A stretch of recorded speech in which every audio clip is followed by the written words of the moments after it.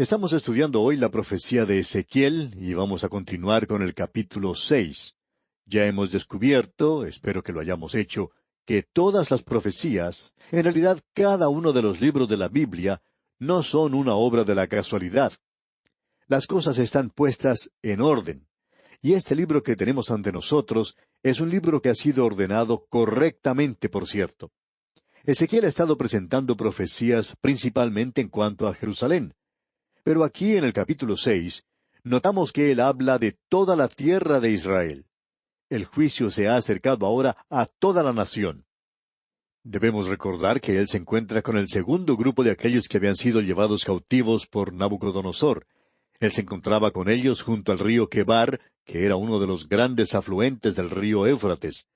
Esto indicaba que ellos se encontraban en una zona agrícola y que ahora eran esclavos del gobierno de Babilonia. En realidad, la mayoría de la gente se encontraba aún en la tierra de Israel, y Jerusalén permanecía intacta, y la tierra nunca había sido devastada. Los profetas falsos, como vamos a ver más adelante, estaban diciéndole a la gente que todo iba a salir bien, que ellos no tenían por qué preocuparse, que Jerusalén no sería destruida, que Dios no podría permitir que Jerusalén fuese destruida, que Él necesitaba a toda la gente porque era su pueblo escogido. Decían que iban a regresar dentro de poco tiempo. Mientras tanto, Jeremías estaba diciendo todo ese tiempo, ustedes van a estar cautivos por 70 años. Pero la gente no prestaba atención a Jeremías. Ellos estaban escuchando lo que los profetas falsos decían, porque eran cosas que aparecían mejores, y ellos estaban presentando un mensaje que era mucho más optimista. Y en el día de hoy, amigo oyente, encontramos que esto aún es cierto. A la gente no le gusta escuchar a su pastor predicar alguna serie de mensajes en cuanto a los juicios de Dios, principalmente de lo que mencionan los profetas. Hay algunos que, aun cuando tengan puestos importantes en la iglesia, la quieren abandonar. Hay personas que dicen, yo voy a la iglesia para ser consolado. Y si habla de esa manera, bueno, yo no soy consolado. Es decir, que esta clase de gente no quiere escuchar la palabra de Dios. Y muchas de esas personas ni siquiera necesitan ser consolados. Los mensajes de juicio son cosa buena para uno y allí puede que esté el problema. A la gente no le gusta que le pongan el dedo sobre la llaga. Esta gente, pues, no quería escuchar lo que decía Jeremías y tampoco querían escuchar ahora lo que Ezequiel estaba diciendo. Hay personas que aún hoy cambian de una iglesia a otra porque cierto predicador predica el mensaje directamente de la palabra de Dios, y eso los hace sentir muy incómodos. Por tanto, buscan una iglesia donde el predicador los haga sentir bien tranquilos, bien cómodos. Algunos predican esa clase de mensajes de cómo hacer amigos y cómo influenciar a la gente, el poder del pensar en forma positiva y todo eso. Simplemente siéntase bien en cuanto a eso y todo le va a salir bien. Amigo oyente, eso es bueno, pero eso no es el mensaje de la palabra de Dios. Y aquí tenemos un gran principio en lo que se está diciendo. Ezequiel está diciendo a estos cautivos, ustedes no van a regresar. En realidad lo que va a ocurrir es que Jerusalén va a ser destruida. Eso es lo que él les decía a ellos. La tierra iba a quedar desolada. Y ese es su mensaje, y él lo está representando para que ellos lo entiendan. En nuestro programa anterior vimos que él se estaba preparando para representar algo como si fuera una propaganda comercial para una afeitadora eléctrica o para algún jabón de afeitar, porque él sale a la calle y se lleva con él una navaja de barbero y comienza a afeitarse. Luego recoge todo lo que ha afeitado y lo divide en 3 grupos diferentes. Toma una pequeña cantidad y la envuelve en su manto. Usted se puede dar cuenta qué clase de persona es este hombre. La gente toda se ha detenido y está mirando lo que él hace. Y él les entrega entonces este mensaje. Y el mensaje es que Dios va a juzgar a Jerusalén y que la ciudad va a caer. Ese era el mensaje. Y en el versículo 17 del capítulo 5 leemos, enviaré pues sobre vosotros hambre y bestias feroces que te destruyan, y pestilencia y sangre pasarán por en medio de ti, y enviaré sobre ti espada. Yo Jehová he hablado. Este es un juicio muy severo. El capítulo 6 continúa con este tema, y aquí tenemos 2 mensajes de juicio. Hasta ahora todo se ha dirigido a Jerusalén. Ahora Él va a hablar en cuanto a aquello que concierne a toda esa tierra. En realidad, aquí tenemos dos mensajes de juicio que seguirán. El primer mensaje que tenemos lo encontramos aquí en el capítulo 6, y el segundo lo encontramos en el capítulo 7. En el primer versículo del capítulo 6 leemos, Vino a mí palabra de Jehová diciendo. Y el versículo 1 del capítulo 7 comienza de la misma manera diciendo, Vino a mí palabra de Jehová diciendo.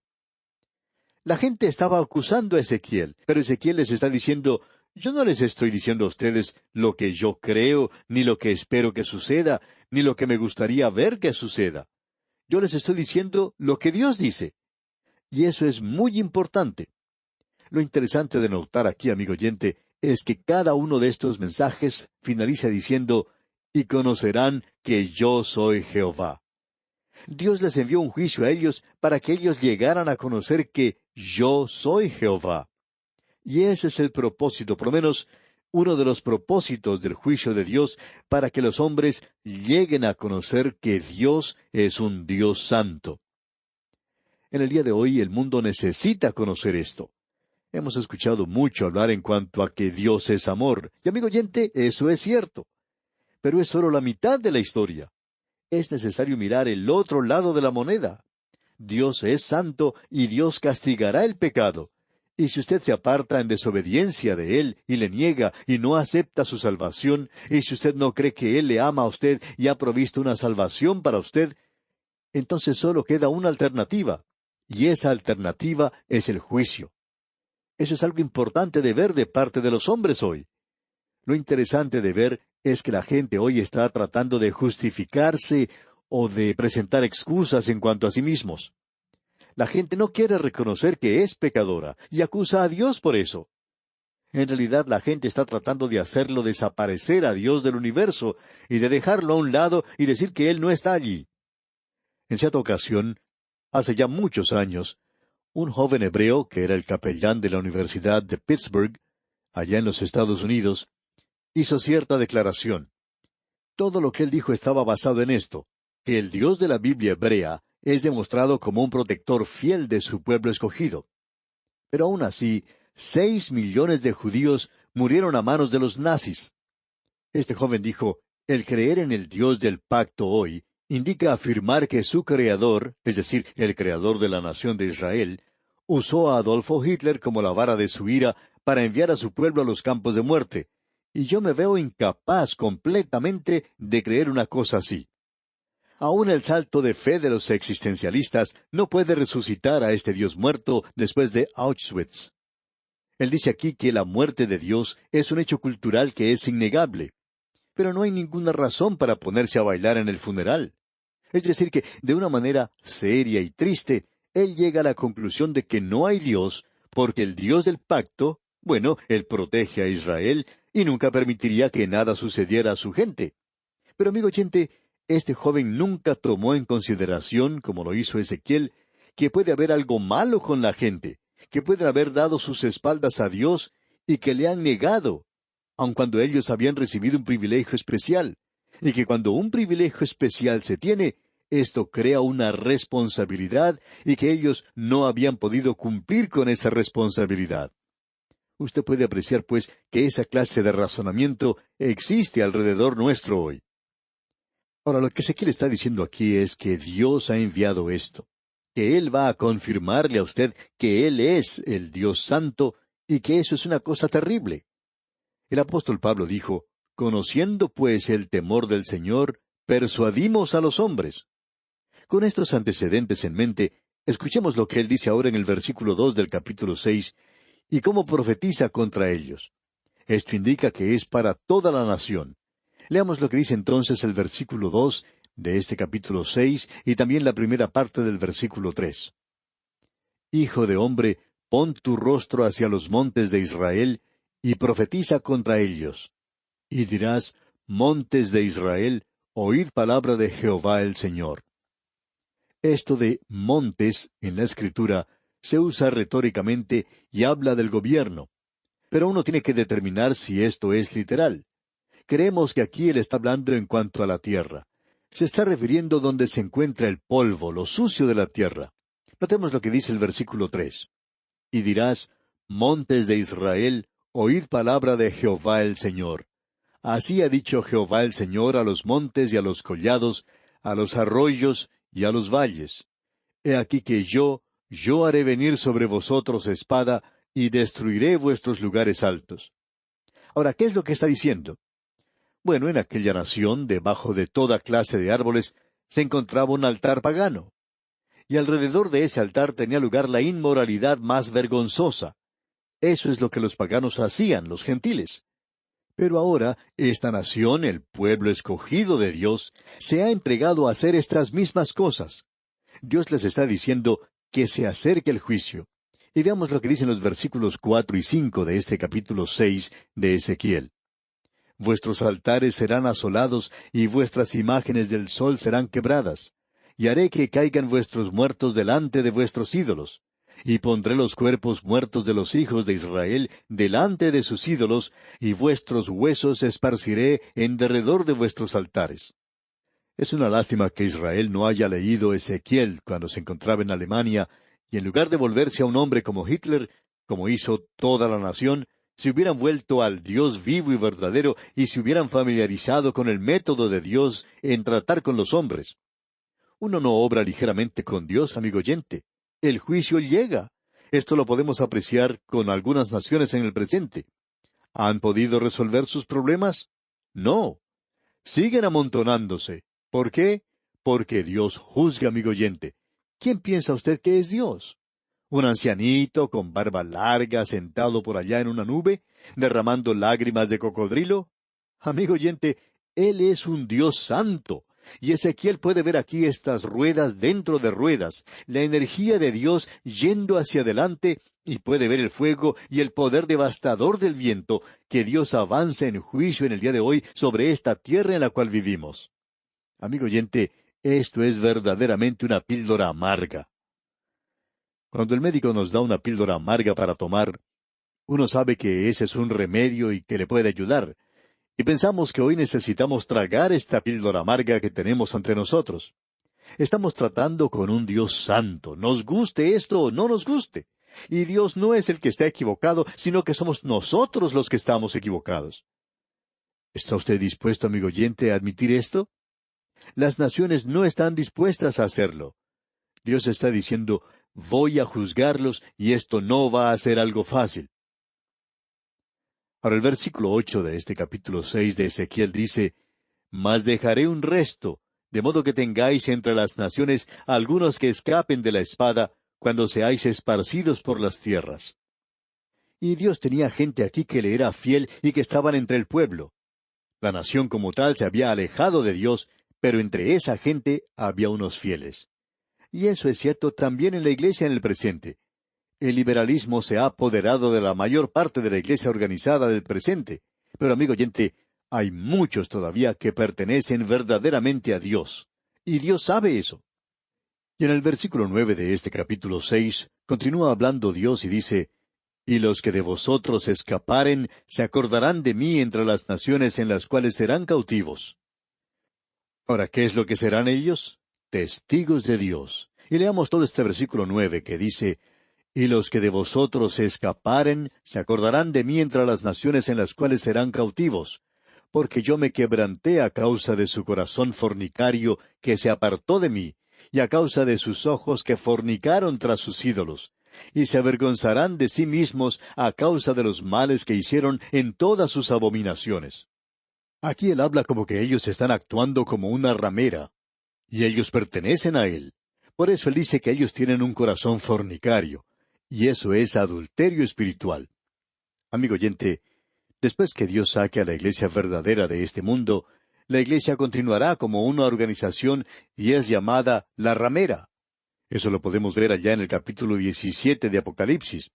Y según creemos nosotros, ese es uno de los capítulos más terribles de toda la palabra de Dios. La iglesia verdaderamente presenta un cuadro aterrador. Dios dice que una de las cosas que van a suceder es, se avergonzarán de sí mismos a causa de los males que hicieron en todas sus abominaciones. Ese es uno de los resultados. Y lo interesante es que ese resultado no está sucediendo hoy. ¿Sabe usted lo que eso significa? Más juicio. Dios hace eso en el período de la gran tribulación. La gente llegará a morderse las lenguas a causa del juicio. Uno piensa que podría haber un gran movimiento de arrepentimiento, pero no lo hay. No lo hay entre esa gente. Ahora, en aquel día lo hubo. Es que ellos aún estaban cerca de Dios. Ellos se avergonzaron.